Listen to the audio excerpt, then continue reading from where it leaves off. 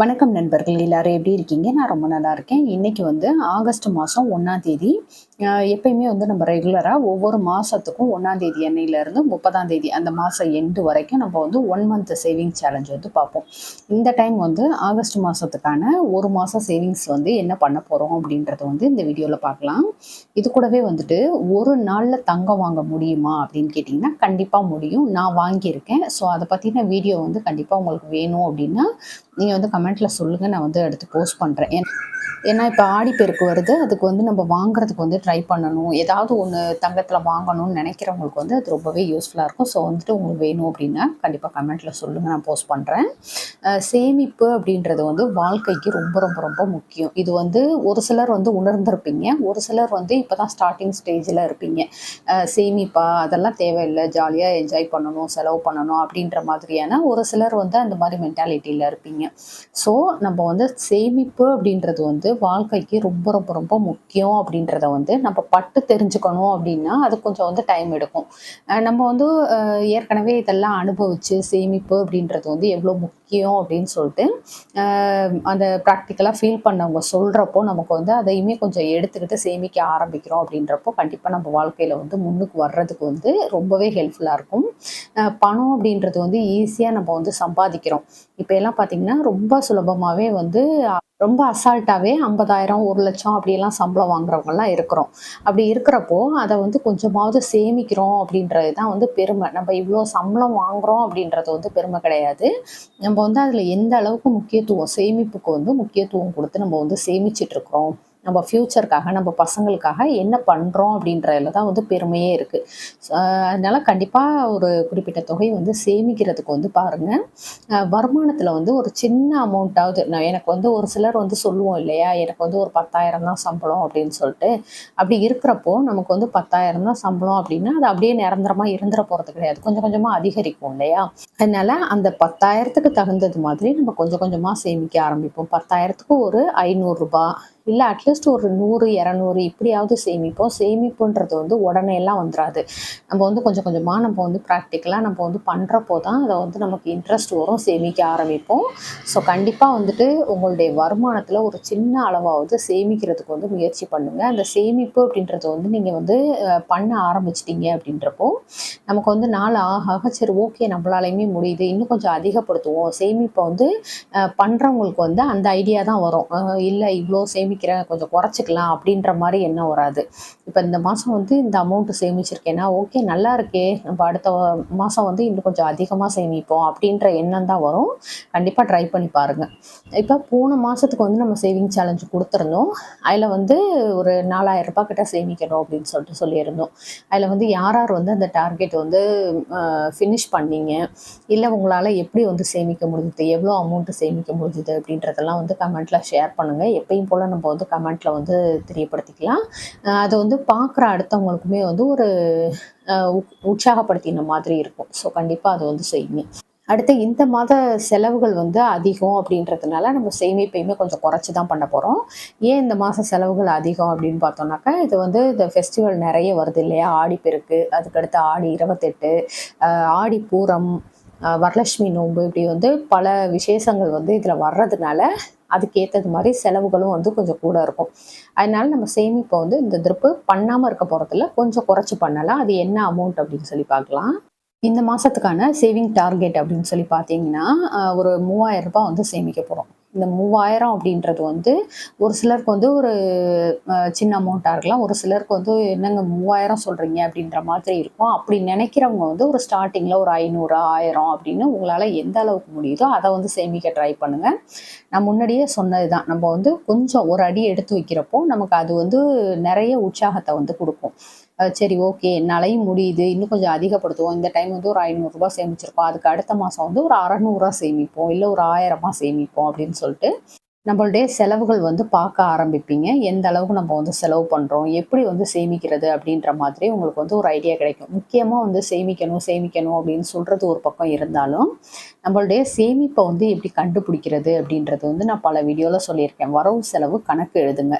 ஒரு மாதத்துக்கு இன்றைக்கி 1ஆம் தேதி அப்படின்னாக்க நமக்கு வரக்கூடிய இன்கம் என்ன, தின வருமானமாக இருந்தாலும், மாத வருமானமாக இருந்தாலும், இல்லை வார வருமானமாக இருந்தாலும் அதை வந்து எழுதிட்டு அதில் எவ்வளோ டோட்டலாக ஃபைனலாக வந்து 30ஆம் தேதி 31ஆம் தேதி வந்து எவ்வளோ அமௌண்ட் இந்த மாதம் வந்து நம்ம கைக்கு வந்திருக்கு, என்ன செலவு பண்ணியிருக்கோம், ₹1 செலவு பண்ணால் கூட அதை வந்து நோட் பண்ணி வைங்க. இது வந்து எப்படி பண்ணுறதுன்னு சொல்லிட்டு நான் ஆல்ரெடி வீடியோ போட்டிருக்கேன். அதோடைய லிங்க் வந்து டிஸ்கிரிப்ஷனில் கொடுக்குறேன். தேவைப்படுறவங்க செக் பண்ணி பாருங்கள். ஐ பட்டன்லேயுமே கொடுக்குறேன். கண்டிப்பாக ரொம்பவே யூஸ்ஃபுல்லாக இருக்கும். அதை பார்த்துட்டு நம்ம வந்து எப்படி வந்து சேமிக்கலாம் அப்படின்ற அடுத்த ஸ்டெப்புக்கு வந்து போக ஆரம்பிக்கலாம். அதுக்கடுத்து பார்த்திங்கன்னா, இந்த டைம் வந்து 3 விதமான சேமிப்பு மெத்தட் வந்து பார்க்கலாம். இதில் 3 விதமாக சேமிக்கிறோம் அப்படின்றப்போ நம்ம வந்து தின வருமானம், வார வருமானம், மாத வருமானம் இப்படி எல்லாருமே வந்து சேமிக்கக்கூடியது மாதிரி தான் நம்ம வந்து சொல்கிறோம். என்னுடைய நோக்கம் என்னன்னு பார்த்தீங்கன்னாக்க, நம்ம வந்து அதிக அளவில் பணம் வர்றவங்க தான் சேமிக்கணும் அப்படின்ற மாதிரி கிடையாது. குறைந்த அளவில் வருமானம் வர்றவங்க அவங்க கூட எப்படி வந்து சேமிக்க முடியும்? ஏன்னா எல்லாத்துக்குமே சேமிப்பு அப்படின்றது வந்து தெரிஞ்சிருக்கணும். கட்டாயம் வந்து அவங்கவுங்களுடைய அந்த இன்கம்க்கு தகுந்தது மாதிரி நம்ம வந்து சேவிங்ஸ் பண்ணணும் அப்படின்றதுனால நான் வந்து 3 விதமாக சொல்லியிருக்கேன். உங்களுக்கு வந்து இதில் எது ஈஸியாக இருக்கோ அது மாதிரி நீங்கள் பண்ணுங்கள். ஃபஸ்ட்டு வந்து வார சேமிப்பு. இந்த டைம் வந்து 4 சண்டே வருது. 4 ஞாயிற்றுக்கிழமை வர்றதுனால அந்த 4 ஞாயிற்றுக்கிழமைக்கும் ஒவ்வொரு ஞாயிற்றுக்கிழமைக்கும் ₹200 அப்படின்னு சொல்லிட்டு எடுத்து வச்சு ஒரு மாதத்துக்கு ₹800 சேமிக்க முடியும். இந்த ₹200 அப்படின்றது வந்து நம்மளுடைய வார செலவுகளில், அதாவது வார செலவு அப்படின்றப்போ நம்ம வந்து என்னென்ன பண்ணுவோம், காய்கறி வாங்குறது, அதுக்கடுத்து வந்து நான்வெஜ் எடுக்கிறது, இல்லை ஒரு சிலர் வந்து மளிகை சாமான் வாங்குவோம். இந்த மாதிரி விஷயங்களில் வந்து ஒரு ₹200 மிச்சப்படுத்தி மிச்சம் இருக்கக்கூடிய அந்த அமௌண்ட்டில் வந்து நீங்கள் செலவுகள் பார்த்துக்கோங்க. அந்த மாதிரி பண்ணணும். ஒரு செல்ஃப் கண்ட்ரோல், சேமிப்பு அப்படின்றது வந்து ஒரு பெரிய விஷயம் கிடையாது. செல்ஃப் கண்ட்ரோல் இருந்துச்சுன்னா சேமிப்பு ரொம்ப ஈஸியாகவே நம்மளால் பண்ண முடியும். இப்போ ₹200 ஒரு வாரத்துக்கு எடுத்து வைக்கிறோன்னா 4 வாரத்துக்கு ₹800 நம்மளால் சேமிச்சிட முடியும் இந்த 3000ல். இதுவே வந்து வார சம்பளம் வாங்குகிறோம், எங்களுக்கு வந்து டெய்லி இன்கம்லாம் கிடையாது, நாங்கள் வாரம் தான் எங்களுக்கு சம்பளம் கிடைக்கும் அப்படின்னு சொல்கிறவங்க வந்து ஒரு வாரத்துக்கு ₹750 அப்படின்னு சொல்லிட்டு 4 வாரத்துக்கு எடுத்து வச்சிங்கன்னா ₹3000 இதில் வந்து ஈஸியாக ஒரு மாதத்துக்குள்ளே, அதாவது 4 வாரத்துக்குள்ளே உங்களால் ₹3000 சேமிச்சிட முடியும்.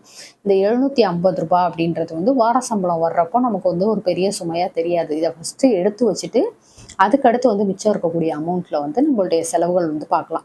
ஃபஸ்ட்டு சேமிப்பு அப்படின்றது வந்து நமக்கு வரக்கூடிய இன்கமில் ஃபஸ்ட்டு செலவே வந்து சேமிப்பாக தான் இருக்கணும். நம்ம சேமிப்பை வந்து எடுத்து தனியாக வச்சுட்டு மிச்சம் இருக்கிறதுல தான் நம்ம வந்து செலவு பண்ணணும், இதுதான் என்னுடைய வருமானம் அப்படின்ற மாதிரி ஒரு மைண்ட் செட்டுக்கு வந்துட்டிங்கனாவே உங்களால் ஈஸியாக வந்து சேமிப்பு பண்ண முடியும். அதுக்கடுத்து வந்து மாத சேமிப்பு. இதில் வந்து ₹500 மாதம் மாத சேமிப்பாக எடுத்து வைக்கணும். மாதம் செலவுகள் அப்படின்னு பார்த்தோம்னா நம்ம வந்து நிறைய செலவுகள் பண்ணுவோம் இல்லையா? மளிகை சாமான் வாங்குறது, அதுக்கடுத்து வந்து பால் செலவு, கரண்ட்டு செலவு, இந்த மாதிரி எக்கச்சக்கமாக நம்ம வந்து ஒரு மாதத்துக்கு செலவு பண்ணுவோம். அதில் அட்லீஸ்ட் ஒரு ₹500 வந்து நம்ம எடுத்து வைக்கிறது அப்படின்றது வந்து ஒரு பெரிய விஷயமா இருக்காது. மாத செலவுகள்லேயே வந்து எப்படியெல்லாம் சிக்கனமாக இருந்து சேமிக்கலாம். வீட்டுக்கு தேவையான மளிகை பொருள் வாங்குறதுல கூட எந்த அளவுக்கு நம்ம வந்து கான்சன்ட்ரேட் பண்ணால் நம்மளால் வந்து சேமிக்க முடியும்னு சொல்லிட்டு நான் வீடியோ போட்டிருக்கேன். தேவைப்படுறவங்க செக் பண்ணி பாருங்கள். இப்போ மாத சம்பளம் வாங்குறவங்க அப்படின்னு சொல்லி பார்த்தோம்னா அதில் ஒரு ₹3000 வந்து தனியாக எடுத்து வச்சுட்டு அதுக்கடுத்து வந்து மிச்சம் இருக்கக்கூடியதில் வந்து செலவுகள் பாருங்கள். முக்கியமாக நம்மளால் சேமிக்க முடியாததுக்கு காரணம் அப்படின்னு பார்த்தீங்கன்னா நமக்கு கடன் இருக்கிறது தான். கடன்லாம் வந்து எப்படியெல்லாம் வந்து க்ளோஸ் பண்ணலாம் அப்படின்னு சொல்லிட்டு நான் வந்து நிறைய வீடியோ போட்டிருக்கேன். திரும்ப வேணும்னா சொல்லுங்கள், டீட்டெயில்டாக போடுறேன். அந்த மாதிரி ஒரு ₹3000 வந்து மாத இன்கமில் வந்து சேவ் பண்ணிவிட்டு அதுக்கடுத்து வந்து நீங்கள் வந்து செலவுகள் பாருங்கள். இந்த மாத சம்பளத்தில் எப்படி சேமிக்கிறதுன்னு சொல்லி ஒவ்வொரு இன்கமுக்கும் தகுந்தது மாதிரி ஒரு 10,000ல் இருந்து அதிகபட்சமாக இருக்கிறது வரைக்கும் நான் வந்து போஸ்ட் பண்ணியிருக்கேன். அது வந்து ஃபேமிலி பட்ஜெட் அப்படின்ற பிளேலிஸ்ட்டில் வந்து இருக்கும். செக் பண்ணி பாருங்கள். உங்களுடைய இன்கமுக்கு தகுந்தது மாதிரி என்ன பண்ணலாம் அப்படின்றது வந்து இருக்கும். கண்டிப்பாக பாருங்கள். இந்த மாதிரி வார சேமிப்பில் ஒரு ₹800, மாத சேமிப்பில் ஒரு ₹500, மிச்சம் இருக்கக்கூடியது இந்த 3000ல் வந்து இந்த சேமிப்பு ஏற்கனவே பண்ணிட்டோம் அப்படின்றப்போ நமக்கு மிச்சம் இருக்கக்கூடியது வந்து ₹1700 இருக்கும். இந்த ₹1700 வந்து ஒவ்வொரு நாளைக்கும் ₹55 அப்படின்னு சொல்லிட்டு எடுத்து வைக்கலாம். ₹55 அப்படின்றது வந்து நம்மளுக்கு ரெகுலராக வீட்டுக்கு செலவு பண்ணுறதுலேயே வந்து நம்ம சேவ் பண்ண முடியும். ஃபஸ்ட்டு நான் ஏற்கனவே சொன்னது மாதிரி ஃபஸ்ட்டு சேவிங்ஸ் அப்படின்றத எடுத்து வச்சுட்டு மித்த செலவுகள் பார்க்குறோம் அப்படின்றப்போ நம்ம வந்து அதுக்குள்ளேயே வந்துடுவோம். அந்த ஒரு செல்ஃப் கண்ட்ரோல் உள்ளுக்கே வந்துட்டோம்னாவே நம்மளால் ஈஸியாக வந்து சேமிக்க முடியும். கண்டிப்பாக வந்து ஒரு முயற்சியாக செஞ்சு பாருங்கள். இந்த மாதம் வந்து ஒரு முயற்சியாக இதை வந்து ட்ரை பண்ணி பாருங்கள். நிச்சயமாக உங்களுக்கு வந்து வெற்றி கிடைக்கும். அப்புறம் எக்ஸ்ட்ரா சேவிங்ஸ் அப்படின்னு சொல்லி பார்த்தீங்கன்னாக்கா சில்லற காசு சேமிக்கிறது. இது வந்து நான் தனியாகவே ஒரு வீடியோ கொடுத்துருக்கேன். எப்படியெல்லாம் வந்து சில்லறை காசு சேமிக்கிறது, அதை வந்து வேஸ்ட் பண்ணாமல் இல்லை தங்கம் கூட வாங்கலாம் அப்படின்னு சொல்லிட்டு நான் வாங்கியுமே உங்களுக்கு காட்டியிருக்கேன். எப்படி வந்து அந்த சில்லறை காசு மட்டும் சேமித்து நம்ம தங்கம் வாங்க முடியும் அப்படின்னு சொல்லிட்டு. இந்த சில்லறை காசு அப்படின்றப்போ நம்ம வந்து ரூ. 1, ரூ. 2, ரூ. 5, ரூ. 10 இப்படி வந்துட்டு நம்ம ஒரு சில்லறையாக இருக்கிறத கூட நம்ம வந்து கலெக்ட் பண்ணி வச்சு நம்மளால வந்து ஒரு நல்ல ஒரு அமௌண்ட் சேவ் பண்ண முடியும். அந்த சில்லறை காசை வந்து எப்படி ரூபா நோட்டாக மாற்றுறது, அதில் வந்து எப்படி கோல்டு வாங்குறது அப்படின்றது எல்லாமே வந்து உங்களுக்கு டீட்டெயில்டாக அதில் வந்து சொல்லியிருப்பேன். ஸோ அந்த வீடியோ வந்து செக் பண்ணி பாருங்கள். ஒரு சில்லறை பைசா கூட வேஸ்ட் பண்ணாதீங்க. நம்மளுடைய சேவிங்ஸ் வந்து இது மாதிரி தான் இருக்கணும். நம்ம ஒரு ஒரு சேமிப்பு அப்படின்றதுக்கு வந்து ஃபஸ்ட்டு பிளான் பண்ணுறோம் அப்படின்னா விஷயமா நம்ம வந்து வரவு செலவு கணக்கு எழுதணும். கணக்கு எழுதி அதில் வந்து என்னென்ன பண்ணுறோம், என்னென்ன செலவுகள் பண்ணுறோம் அப்படின்றத வந்து நோட் பண்ணி வச்சு அதை வந்து அடுத்தடுத்த மாதங்களில் வந்து குறைக்க ஆரம்பித்தோம் அப்படின்னாவே நம்மளுடைய ஃப்யூச்சர் வந்து ரொம்ப பிரைட்டாக இருக்கும், ரொம்ப நல்லா இருக்கும். நம்ம வந்து சேவ் பண்ண ஆரம்பிச்சிட்டோம் அப்படின்றப்போ ஆட்டோமேட்டிக்காக நம்ம வந்து ஒவ்வொரு படியாக மேலே ஏறி போயிட்டுருக்கோம் அப்படின்றது தானே அர்த்தம். ஸோ கண்டிப்பாக வந்து இந்த மாதத்துலேருந்து ட்ரை பண்ணி பாருங்கள். ஓகே ஃப்ரெண்ட்ஸ், இந்த வீடியோ உங்களுக்கு பிடிச்சிருந்தா லைக் பண்ணிக்கோங்க. உங்கள் ஃப்ரெண்ட்ஸ்க்கும் ஷேர் பண்ணுங்கள். நம்ம திருச்சி தமிழ் யூடியூப் சேனலை கண்டிப்பாக சப்ஸ்கிரைப் பண்ணிட்டு பாருங்கள். தேங்க்யூ.